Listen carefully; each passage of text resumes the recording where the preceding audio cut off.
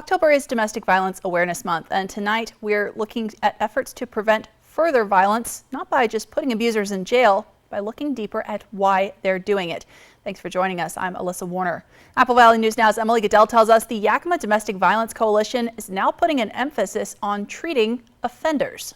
Expedited arrest warrants, improved information sharing between agencies, better access to victim services. All changes the Yakima Domestic Violence Coalition has made since it formed more than 2 years ago. But YWCA Yakima Executive Director Sherry Kilty says there's more to be done. Well, I think if we want to seriously try to impact and end or reduce domestic violence, we cannot leave the abusive partner out of the equation. That means making sure they have access to DVIT, Domestic Violence Intervention Treatment. It's a counseling process that really helps them change their thinking, their behaviors, to live a more violence-free life. It's often court-ordered, and offenders are thoroughly assessed before entering the program. They help identify kind of all the factors of things that are going on in your life and help create a treatment plan. Nationwide, 74% of folks that come through this kind of treatment do actually change their behaviors. Roger Ackerman, a substance use disorder and domestic violence counselor at Apple Valley Counseling Services, says he's seen it change his clients' lives. This is a young kid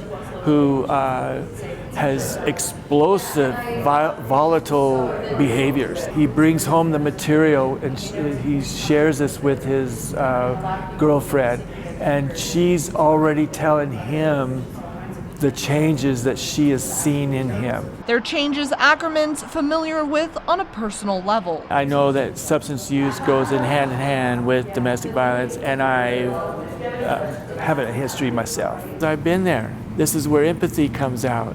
But the demand for his help is high, and it's creating a backlog, with only 4 agencies providing the treatment in Yakima County.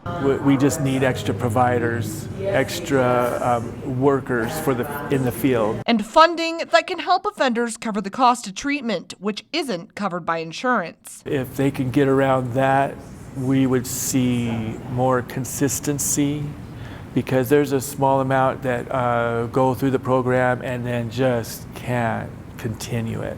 Ackerman says continuing is hard, but it's worth it. If the ex-wife was here and my 2 kids, one of them will talk to me now, but they said the wounds were deep, Dad. But what I've gained is hope in all this, and that fortifies me to give someone else. In Yakima, Emily Goodell, Apple Valley News Now. Now, coalition officials say they're hoping more providers will come forward to offer this treatment, and that doing so might save lives.